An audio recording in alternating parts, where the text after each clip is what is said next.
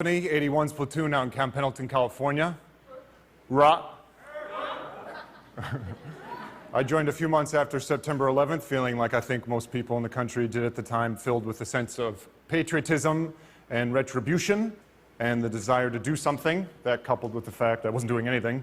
I was 17, just graduated from high school that past summer, living in the back room of my parents' house, paying rent in the small town I was raised in northern Indiana called Mishawaka. I could spell that later for people who are interested. Mishawaka is many good things, but cultural hub of the world it is not. So my only exposure to theater and film was limited to the plays I did in high school and Blockbuster Video. May she rest in peace.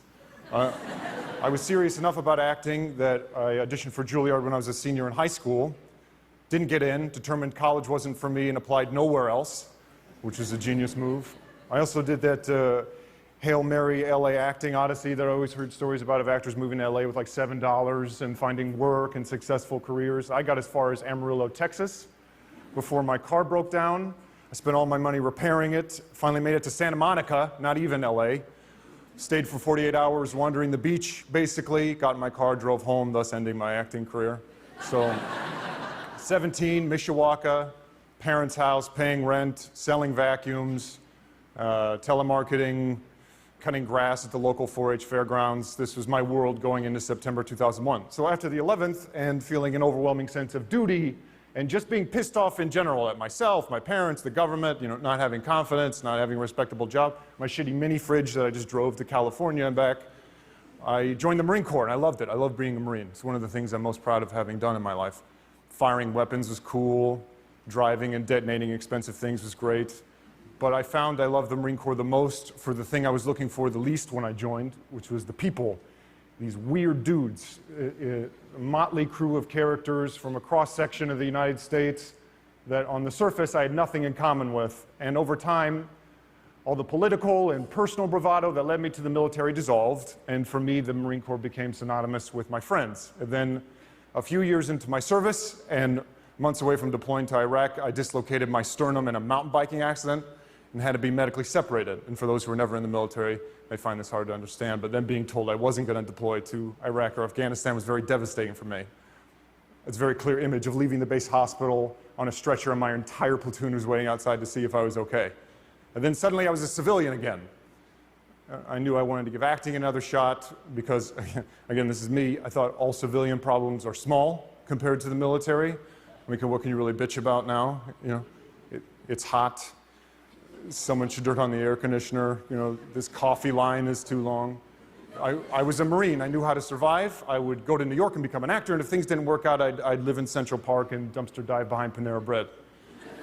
So I re-auditioned for Juilliard, and this time I was lucky enough I got in, but I was surprised by how complex the transition was from military to civilian. And I was relatively healthy. I can't imagine going through that process on top of a mental or physical injury. But regardless, it was difficult, in part because I was in acting school. I couldn't justify going to voice and speech class, throwing imaginary balls of energy at the back of the room, doing acting exercises where I gave birth to myself while my friends were serving without me overseas.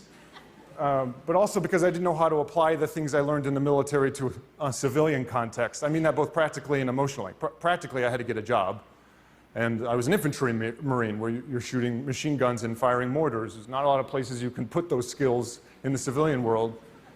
And emotionally in that, I struggled to find meaning. In the military, everything has meaning. Everything you do is either steeped in tradition or has a practical purpose. And you can't smoke in the field because you don't want to give away your position. You don't touch your face because you have to maintain a personal level of health and hygiene. You face this way when colors plays out of respect to those people who went before you. You walk this way because of this. You talk this way because of this. Your uniform is worn and maintained to the inch, and how diligently you followed those rules spoke volumes about the kind of Marine you were. Your rank said something about your history and the respect you had earned. In the civilian world, there's no rank. Here you're just another body. And I felt like I constantly had to prove my worth all over again. And the respect civilians were giving me while I was in uniform didn't exist while I was out of it. There didn't seem to be a sense of community. Whereas in the military, I felt this sense of community. How often in the civilian world are you put in a life or death situation with your closest friends and they constantly demonstrate that they're not going to abandon you? And meanwhile, at acting school, I was really, for the first time, discovering playwrights and characters and plays that had nothing to do with the military, but were somehow describing my military experience in a way that before to me was indescribable.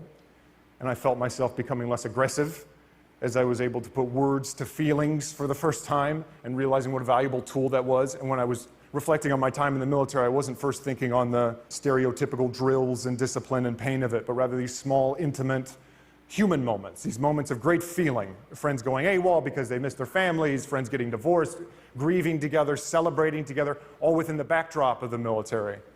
And I saw my friends battling these circumstances, and I watched the anxiety it produced in them and me, not being able to express our feelings about it. And the military and theater communities are actually very similar. You have a group of people trying to accomplish a mission greater than themselves. It's not about you. You have a role. You have to know your role within that team. Every team has a leader or director. Sometimes they're smart, sometimes they're not. You're forced to be intimate with complete strangers in a short amount of time, the self-discipline, the self-maintenance. I thought, how great would it be to create a space that combined these two seemingly dissimilar communities, that brought entertainment to a group of people that, considering their occupation, could handle something a bit more thought-provoking than the typical mandatory fun events that I remember being voluntold to go to in the military. All well-intended, but slightly offensive events like win a date with a San Diego Chargers cheerleader, where you answer questions about pop culture. And if you get it right, you win a date, which was a chaperone walk around the parade deck with this, already married, pregnant cheerleader. And nothing against cheerleaders. I love cheerleaders. The point is more, how great would it be to have theater presented through characters that were accessible without being condescending? So we started this nonprofit called Arts in the Armed Forces, where we tried to do that. Tried to join these two seemingly dissimilar communities. We pick a play or select monologues from contemporary American plays that are diverse in age and race, like a military audiences, grab a group of incredible theater-trained actors, arm them with incredible material, keep production value as minimal as possible, no sets, no costumes, no lights, just reading it, to throw all the emphasis on the language, and to show that theater can be created at any setting. It's a powerful thing, getting in a room with complete strangers and reminding ourselves of our humanity, and that self-expression is just as valuable a tool as a rifle on your shoulder. And for an organization like the military, that prides itself on having acronyms for acronyms, can get lost in the sauce when it comes to explaining a collective experience. And I can think of no better community to arm with a new means of self-expression than those protecting our country. So we've gone all over the United States and the world, from Walter Reed in Bethesda, Maryland, to Camp Pendleton, to Camp Arif John in Kuwait, to USAG Bavaria, on and off Broadway theaters in New York. And for the performing artists we bring, it's a window into a culture that they otherwise would not have had exposure to. And for the military, it's the exact same. And in doing this for the past 6 years, I'm always reminded that acting is many things. It's a craft, it's a political act, it's a business, it's whatever adjective I guess is most applicable to you, but it's also a service. I didn't get to finish mine. So whenever I get to be of service to this ultimate service industry, the military, for me, again, there's not many things better than that. Thank you.